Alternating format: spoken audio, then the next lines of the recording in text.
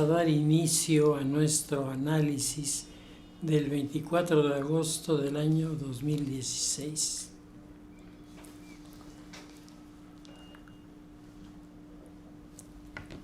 En las últimas semanas, los encabezados de la prensa nacional han venido destacando dos cosas que son significativas. Una, han venido estableciendo que en nuestro país hay bloques importantes que no están funcionando de acuerdo a las normas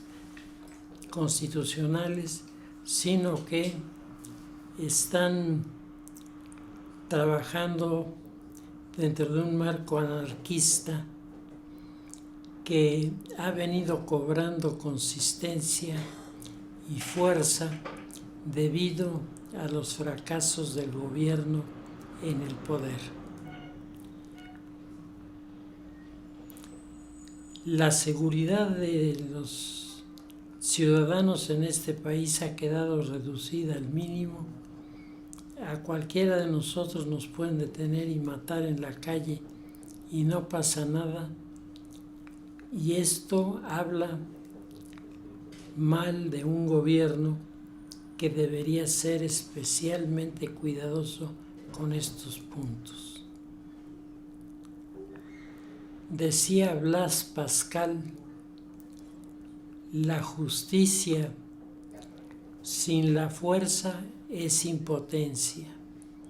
La fuerza sin la justicia es tiranía. Entonces hay que encontrar un término medio entre ambas propuestas, lo que no significa dividir a lo que está sucediendo de manera artificial entre los que están en la línea de la impotencia de gobierno y la línea de los que están por la violencia en las calles. Hoy tenemos, además de los asaltos y toda la acción amedrentadora del crimen organizado frente a los ciudadanos, hoy tenemos además toda una serie de factores en el marco internacional que nos están hablando de una sociedad que trata de abrirse paso en medio de muchos conflictos y muchas tensiones. La figura del presidente, si ustedes revisan la prensa nacional, se ha difuminado, ya no es la figura dominante que marcaba el ritmo con sus declaraciones, que convocaba a ruedas de prensa cuando las cosas iban mal. Esto ha sido abandonado y ahora el presidente es enviado a cumplir misiones de relaciones exteriores en lugar de estar al frente de los combates y decisiones políticas. En toda democracia, en todas las democracias hay grupos distintos que no piensan exactamente igual. Están en el partido porque encontraron que el partido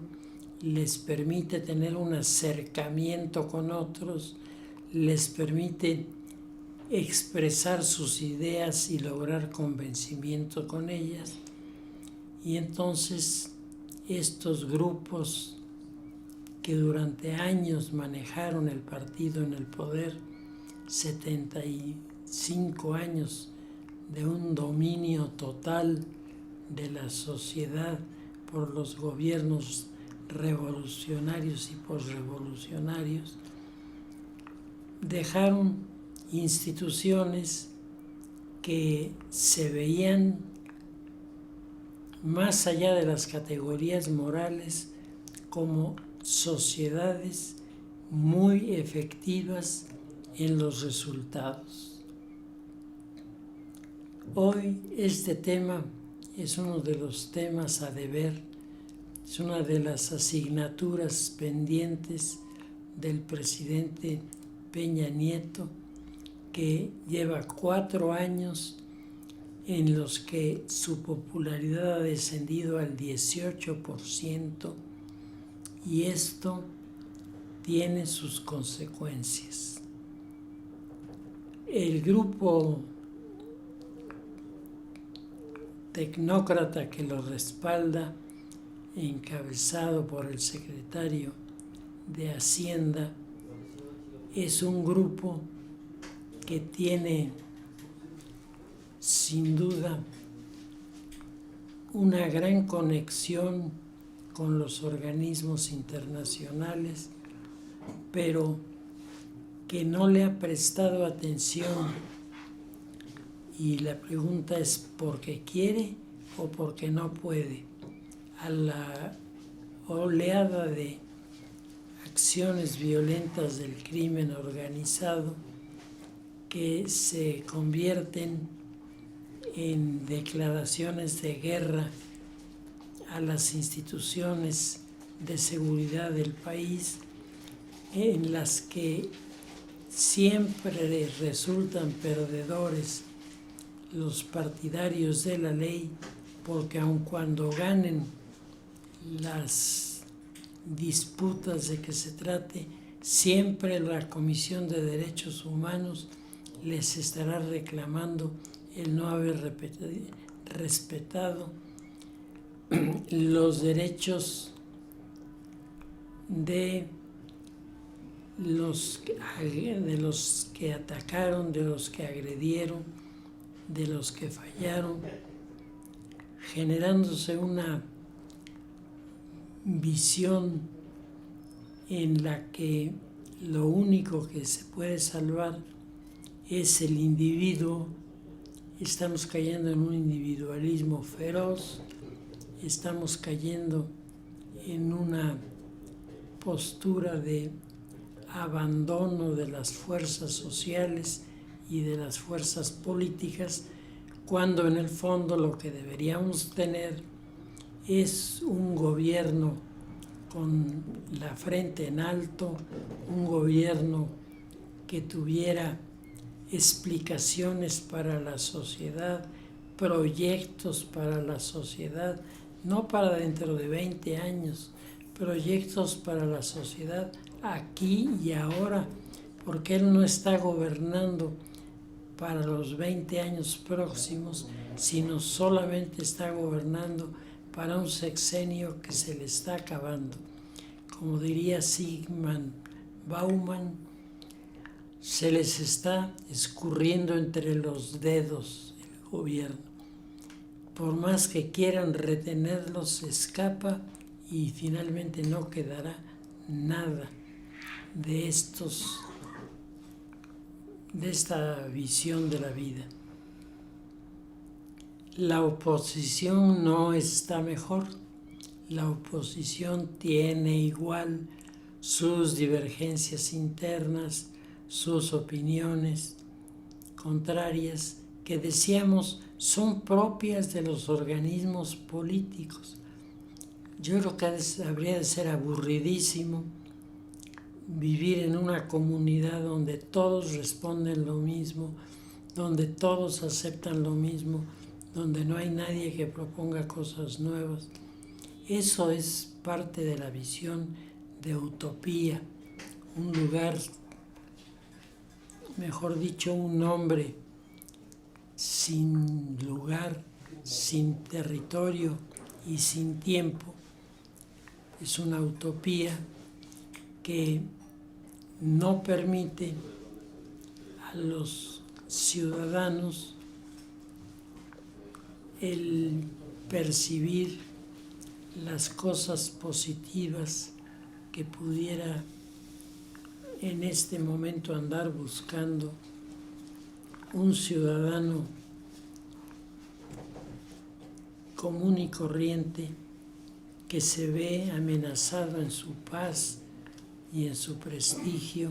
por el crimen organizado.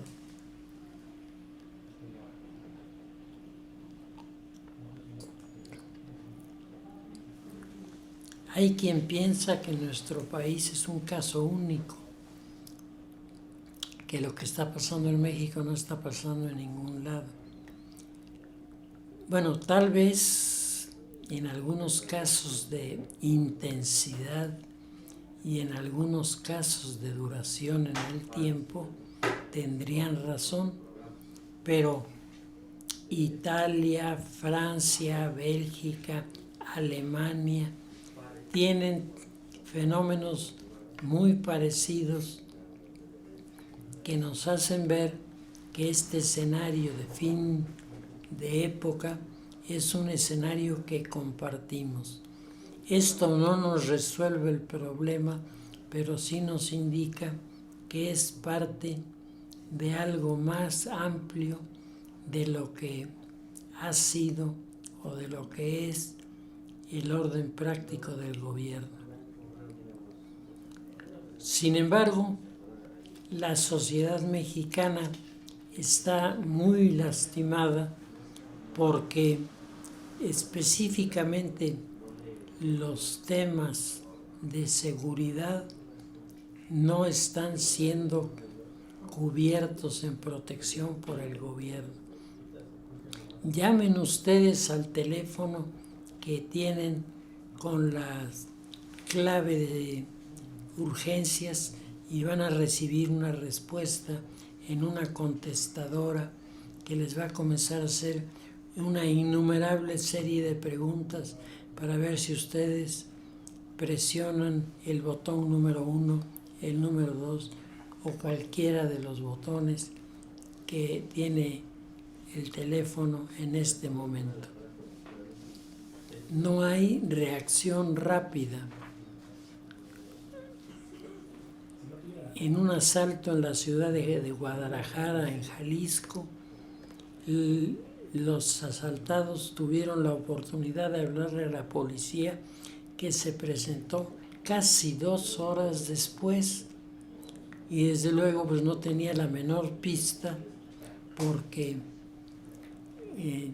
resulta inconcebible que habiendo reportado una emergencia con precisión, están robando en esta casa y aquí están, yo los veo, haya hecho que los policías se pusieron seguramente a discutir quién va, qué va a preguntar, qué les va a hacer, en lugar de presentarse en el lugar de los hechos, detenerlos y luego pensar qué les vamos a preguntar.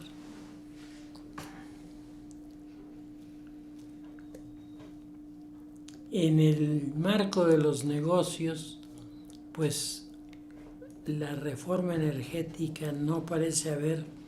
impactado lo que el gobierno esperaba, y lo que sí tenemos muy claro es que en esta reforma se han abierto espacios de información que nos hablan de uno de los grandes hurtos, de una de las lacras más terribles de nuestro sistema, que es el robo de gasolina.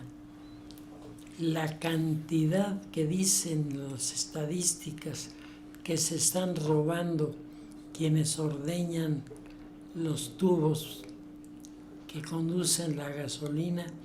escapa a la imaginación. Y la pregunta es, ¿cómo no pueden darse cuenta de ello los equipos de seguridad de las gasolineras, cuando se necesita en primer lugar un experto para abrir la llave que permite la salida de líquido? Porque uno no puede llevar a abrir el líquido nada más moviéndole las manijitas, porque el chorro que sale es de una presión impresionante, y las consecuencias que podría tener con una chispa que surgiera en el momento son verdaderamente incalculables. En un tratado de teoría política de hace muchos siglos, Thomas Hobbes, en Inglaterra, 1650, Hobbes decía que la política está basada fundamentalmente en el miedo que la sociedad le tiene al crimen organizado, es decir, a perder la vida, es la número uno de las exigencias de la sociedad.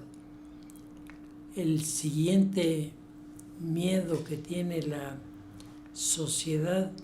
es a que sus negocios puedan ser golpeados por la política o por los conflictos con los delincuentes de ese país. Y esto tampoco lo está cubriendo a cabalidad el gobierno de México. Y finalmente, los ciudadanos lo que quieren es la libertad de asociarse, la libertad de trabajar juntos con asociaciones de diverso tipo, las sociedades anónimas y toda la variedad de sociedades comerciales que existen, y recibir la justa remuneración de sus inversiones. Pues esto tampoco lo está pudiendo garantizar el gobierno, porque por lo menos hoy en la mañana estaba bloqueada la carretera Oaxaca una vez más. Platicando con un dueño de una de estas pequeñas misceláneas, la oaxaqueña, yo les requería algún producto y no lo tenía, y su argumento fue: pues ahora con los bloqueos de las carreteras no nos dejan llegar lo que necesitamos. Y estamos hablando de un señor de una tiendita. Imagínense ustedes los que tienen materias primas, materias en proceso de transformación, que deberían llegar incluso por su propia naturaleza lo más rápido posible a los lugares donde van a servir, y que una y otra vez se ven rechazados por estas situaciones que manifiestan la ineptitud, la inoperancia del gobierno. Decía Hobbes, estos tres miedos la sociedad los aplica en el orden político, y el gobierno tiene miedo de que le quiten el poder. Entonces la ecuación es muy simple: tú me das mis tres libertades, tú me las garantizas, yo te garantizo el poder. Y esto ha dado como resultado el surgimiento de potencias económicas mundiales que en el siglo XIX-XX fueron sin duda la referencia obligada.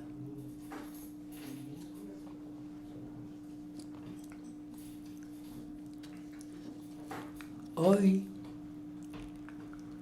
estas tres libertades están atropelladas de manera brutal en nuestro escenario político, y lo más probable es que la administración priista pierda la elección siguiente y abra paso a los que ofrezcan resolver este problema. Pero en este caso, a diferencia del pasado, donde normalmente el cambio de gobernante marcaba el fin de muchas de las equivocaciones, hoy tenemos una sociedad que quiere pedirles cuentas a los políticos, una sociedad que quiere saber en qué se gastaron los dineros, el dinero de los impuestos, que es un impuesto, que es un dinero bastante abundante y que sin embargo no regula ni pone en orden esta problemática social.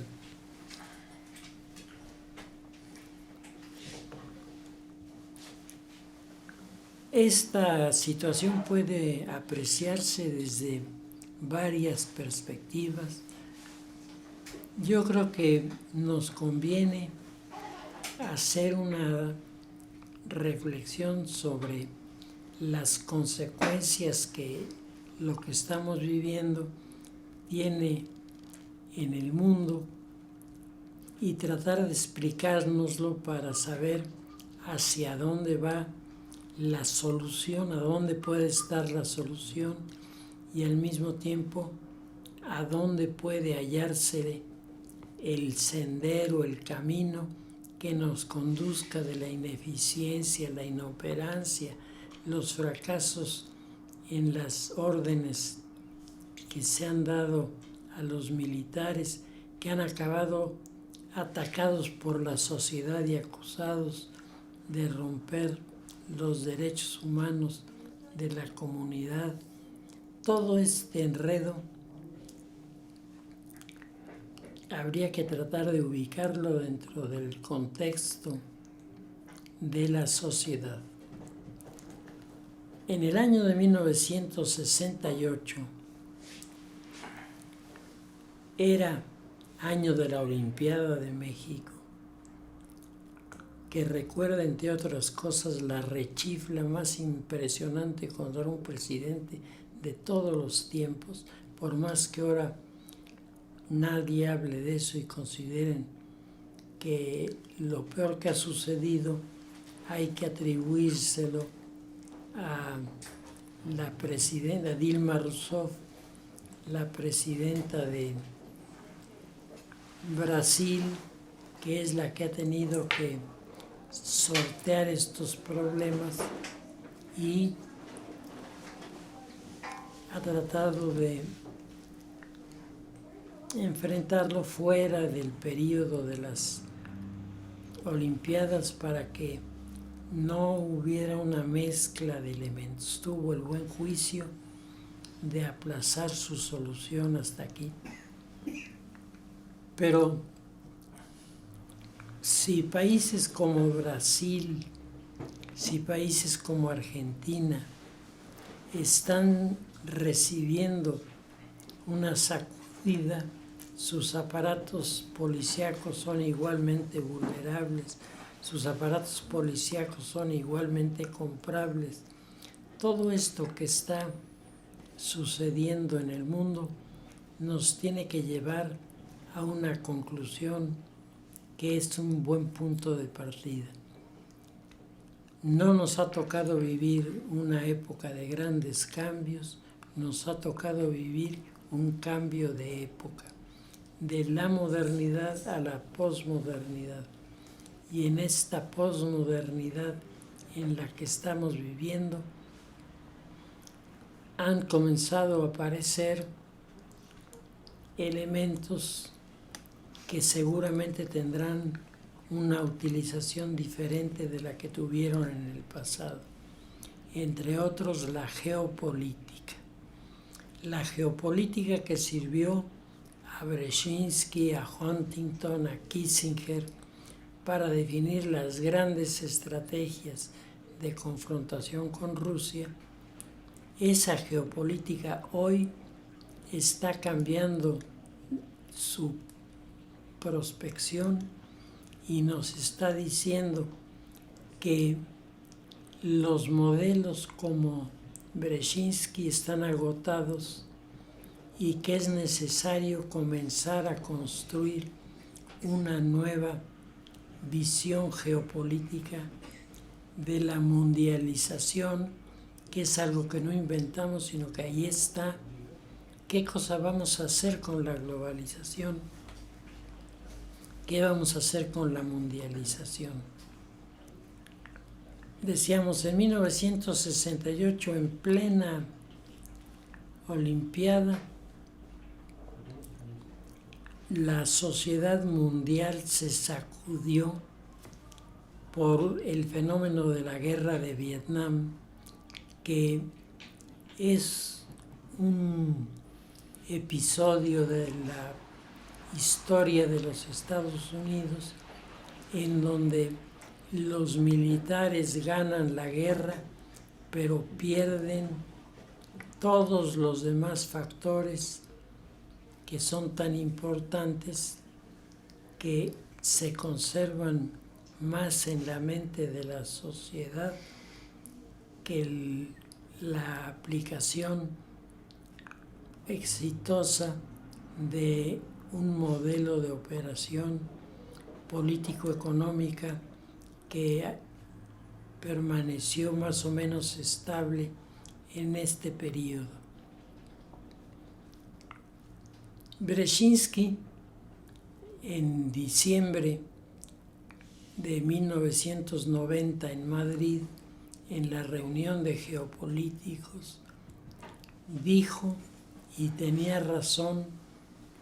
Estados Unidos no será más el líder del mundo libre.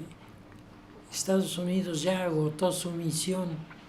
cumplió bien o mal la parte que le correspondía. Ahora son otros los que van a tener que tomar el control de la comunidad.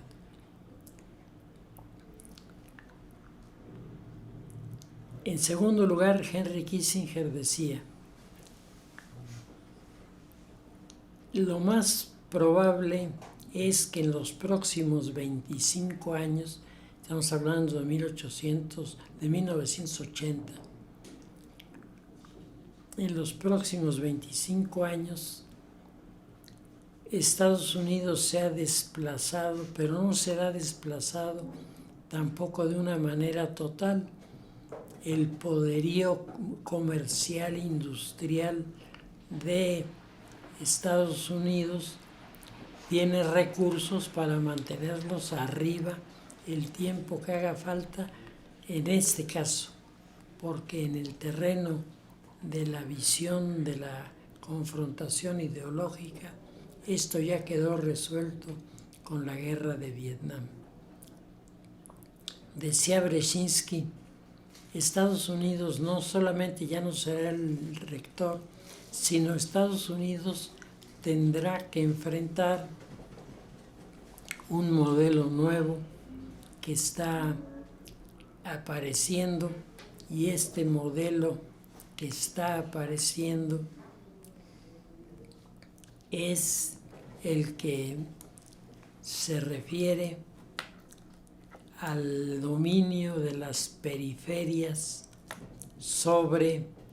los territorios estratégicos. En el siglo XIX, esta teoría de Nicolás Spykman no hubiera encontrado respuesta, porque se estaba creando un imperio con el control de los centros de operación de la economía del mundo. Inglaterra lo estaba haciendo, y como consecuencia Inglaterra se convierte en el país más rico del mundo. Ahora La geopolítica, dice Zbigniew Brzezinski, nos indica que desaparecerá el modelo de un gran país rico y poderoso y surgirán archipiélagos de poder y de riqueza en diferentes lugares, incluso, y esto lo dice pensando en China, podrá darse el caso de regiones enormemente exitosas, vecinas de regiones donde la gente se muere de hambre, y estamos hablando del mismo país, del mismo gobierno, de la misma realidad. Entonces, los archipiélagos de poder y de riqueza podrán ser nacionales o podrán trascender a lo nacional y serán entonces simplemente resultados efectivos de la competencia internacional. Jacques Attali, un geopolítico francés, dice que la visión de Brzezinski es correcta, pero que hay que anotarle nada más que los archipiélagos de poder y de riqueza estarán surgiendo en océanos de miseria, en donde las periferias rugirán de hambre y de sed. Esto que allá en 1980 parecía como inventado, pues es exactamente lo que estamos viviendo en el momento presente. Estamos teniendo una transformación de la comunidad en la que vemos ciertos sectores, esto es lo que dice la coordinadora, ciertos sectores que se enriquecen con todo lo que pasa y ciertos sectores que se empobrecen con todo lo que pasa. La geopolítica marca desde el momento de esta reunión de diciembre de 1980 tendencias muy precisas que van a comenzar a aparecer en el mundo y que serán como señales. Y dentro de estas señales pues aparece la ciudad de Shanghái, que de haber sido un puerto de pescadores casi ignorado, acaba convertido en una de las ciudades más representativas del modelo chino de las ciudades escaparate. Por otro lado, tenemos la aparición en el orden geopolítico de Nicolás Spykman, quien dice: todo lo que decíamos antes del Heartland, es decir, del corazón continental, hoy es el Rimland, hoy son las periferias. Y si el centro no le hace caso a la periferia, será atacado el centro desde la periferia a través de los terroristas que serán los bárbaros del fin de la edad antigua y que marcaron el principio de la Edad Media. Esto es algo que la sociedad va a tener que ir visualizando con mayor atención. Hay un autor de esa época,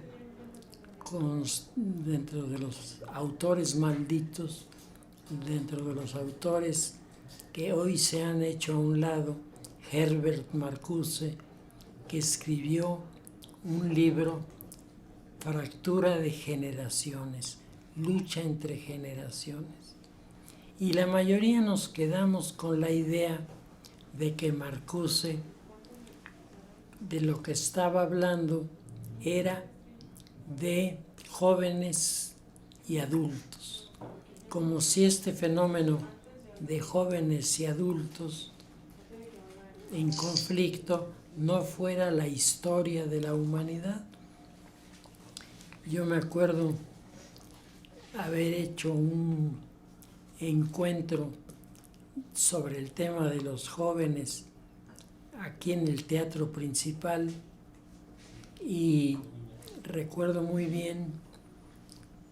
que la gente esperaba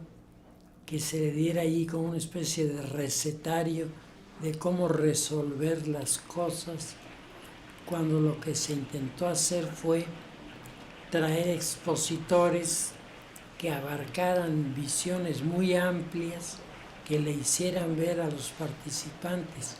casi todos ellos jóvenes, que de ellos dependía el que se lograran algunas de estas metas. Hablamos de la juventud con bastante criticismo,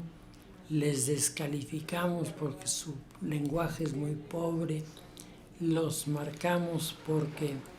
están dominados por los aparatos electrónicos, pero esto es parte de la sociedad en la que nosotros estamos viviendo. Cuando Herbert Marcuse hablaba de esta diferenciación entre los jóvenes y los adultos, no se refería al ejemplo aristotélico, en donde Aristóteles en su carta a los jóvenes dice que los jóvenes se han vuelto insoportables, que no hacen caso de los maestros en la clase, que se distraen con todo. Dice uno, esto lo dice Aristóteles y resulta que eso es lo que está sucediendo aquí, lo que quiere decir que es un fenómeno común y corriente. No tenemos que espantarnos por eso, tenemos que buscarle solución, que no es lo mismo a quedarse indiferentes.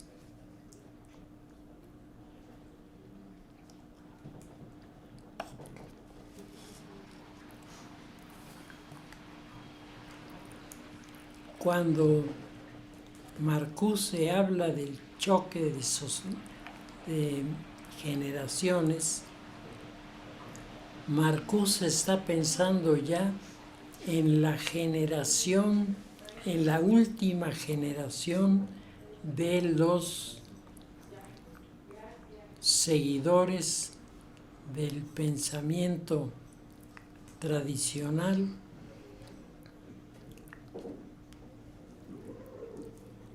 que son los adultos que reclaman a los jóvenes sus propuestas, pero los jóvenes le han atinado en muchos casos amarrándose a las transformaciones, no solo de la política, porque el tema de la geopolítica no abarca solo la administración pública, abarca la sociedad en su conjunto y las sociedades en su conjunto. Marcuse lo que dice es, se va a tener que librar una gran batalla porque los viejos no van a querer dejar el poder. Ese es su mensaje. Y esto es difícil, dice Marcuse, porque los jóvenes parecen temerosos de ejercer sus derechos y reclamar sus responsabilidades. Estamos en el momento más delicado en donde Marcuse decía, mientras esto no se resuelva, tendremos jóvenes convertidos en pandilleros, tendremos toda una serie de factores en la enseñanza que nos van a hablar de cambios muy profundos y comenzarán a aparecer escenarios nuevos, totalmente nuevos.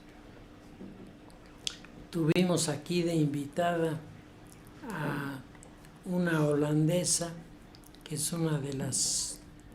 sociólogas más reconocidas en Europa, que nos decía: el mundo nuevo no va a ser un mundo de países, el mundo no va a ser un país, no va a ser representado por áreas geopolíticas muy definidas. El nuevo modelo de el sistema de mundialización económica, el que va a hacer crecer, es el de la ciudad global. Y entonces decía, la ciudad global no solo es una ciudad muy grande, porque muchas ciudades muy grandes no van a ser ciudades globales. Se supone que en la ciudad global el primer requisito es que haya una sociedad ordenada. En esta sociedad ordenada se abren todas las posibilidades para conectar a los jóvenes con las nuevas generaciones, con los nuevos proyectos, y aparece el momento en que surgirán los jóvenes con su reclamo y serán tenidos en cuenta. Pero mientras, los viejos se asustan de la idea de los jóvenes y los jóvenes los asustan más disfrazándose de hippies, hooligans y derivados que en los años 60, 70 dejaron un sabor amargo a la sociedad internacional. Las pandillas que dominaban la posibilidad de aproximarse a la puerta de el Palacio de Buckingham en Inglaterra eran ejemplares. Eran mujeres vestidas con una prenda de vestir que en aquella época era anatema, la minifalda. Y entonces, con sus minifaldas y con garrotes, golpeaban a los que pasaban por ahí y que no les echaban piropos. Así que el que no sabía cómo decir un piropo, ese ya estaba perdido porque lo ajusticiaban. El grupo de rebeldes que aparecen en París, en donde todos los integrantes de la pandilla llevaban sombrillas, y con las sombrillas, desde picarles los ojos hasta romperles la crisma a los vecinos, todo se valía. Eran épocas de violencia, reflejados en el cine con la película La Naranja Mecánica, que es tal vez el mejor ejemplo de esta comunidad. Y en México, una película que no se proyectó hacia afuera, pero que hacia adentro marcó una sacudida, que es una película en la que se plantea este choque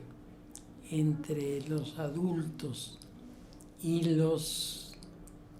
jóvenes que están buscando la solución al problema, y que se llama Los Olvidados, que además, muy al estilo del cine mexicano, mientras en todos los lugares la crisis afecta a los medianamente burgueses, a la burguesía enriquecida e incluso a la aristocracia, aquí los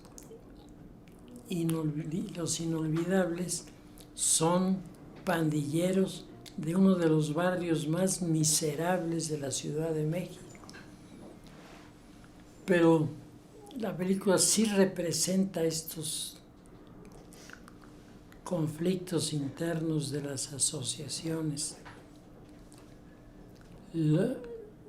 el surgimiento a partir del movimiento juvenil del 68, de la internacional anarquista, es otro factor heredado para la historia que hoy comienza a tener su juego o tiene su juego en varios países, incluyendo México, en donde pequeños núcleos son capaces de crear grandes calamidades a la sociedad. El primer intento de los patrones por incursionar en esta comunidad de la que estamos hablando se da con la organización de 2 encuentros internacionales llevados a cabo en Ciudad de México, uno que es la reunión sobre la juventud, el tema en lo general es los jóvenes, y el segundo ya fue las drogas y los jóvenes, en donde se plantearon cosas que hoy parecen estar olvidadas, entre otras, que las drogas no son malas solamente porque desquician la economía, porque generan ambiciones entre jóvenes, muy jóvenes, para alcanzar posiciones de responsabilidad, lo que los vuelve automáticamente personajes en la mira del crimen organizado. Todo esto que es parte de esta sociedad de la que estamos hablando, nos habla de que en México vivimos muy de cerca la protesta estudiantil, y a Guajardo Suárez, el presidente entonces de la Coparmex, se le ocurrió la idea y tuvo los contactos que ahora para mí se me hacen interesantísimos para convocar a estos 2 congresos internacionales. Guajardo trajo las figuras más notables de la intelectualidad europea que pensaban de diferentes maneras, haciendo con esto el primer gran debate sobre ideas que se dio en un escenario lleno de jóvenes, muchos de los cuales no entendían de qué se estaba hablando, porque los temas de filosofía que se plantearon ahí fueron temas muy serios, en donde el tío de Salinas de Gortari, Elí de Gortari, que había sido hasta aquel momento rector de la Universidad de Morelia y era relevado, él pretendió defender su tesis marxista y mayoritariamente la asamblea de filósofos lo declaró descalificado y entonces abandonó la sala de conferencias furioso, gritando: soy marxista y no vivo en el error. Era como su último desafío a la sociedad. Muy interesantes y muy importantes las conferencias de Dieter Koniecki, que se va a convertir en uno de los personajes más relevantes del encuentro, con una consecuencia, al término del encuentro, es contratado para manejar un centro de formación que se llamaba SIDOC en Cuernavaca, y en donde tenían su punto de reunión, por ejemplo, los dirigentes guerrilleros de América Latina. Cuando un periodista francés llegó a México, comenzó a buscar entre sus colegas a alguien que le pudiera dar una pista de cómo encontrar a los líderes de la guerrilla, porque él iba a hacer un libro, lo hizo, sobre el tema de los guerrilleros. Y la persona a la que entrevistó le contestó: pues yo no sé por qué pierdes el tiempo, vete al SIDOC de Cuernavaca y ahí están todos. Se fue al SIDOC de Cuernavaca, no encontró a todos, pero encontró a muchos. Y si ustedes leen el libro de los guerrilleros, ustedes verán que en él están plasmadas estas visiones tan especiales que tenían los grupos radicales de la época, y que tenían también ciertos grupos que estaban en un proyecto de acercamiento con la Iglesia. El escenario, desde luego, es mucho más complicado. En nuestro próximo análisis lo abordaremos. Vamos a dejarlo ahí por ahora, pero Guajardo Suárez fue sin duda un hombre que captó la importancia del momento y abrió las puertas para oír, para que la gente escuchara lo que tenían que decir unos y otros, y esto dio muy buen resultado. Consecuencia, no le volvieron a dejar hacer otro congreso y el asunto se quedó ahí medio olvidado. Pero los que estuvimos en esos congresos nos dimos cuenta de que el mundo estaba cambiando, y estaba cambiando en forma radical. Luego, el escenario político mexicano de desestabilización ha sido visto desde antes, ha sido comentado un poco desde antes, pero hoy que aterriza entre nosotros con toda su dramática fuerza, es el mejor momento de volverlo a revisar. A partir de nuestro próximo análisis, le daremos continuidad a esta visión.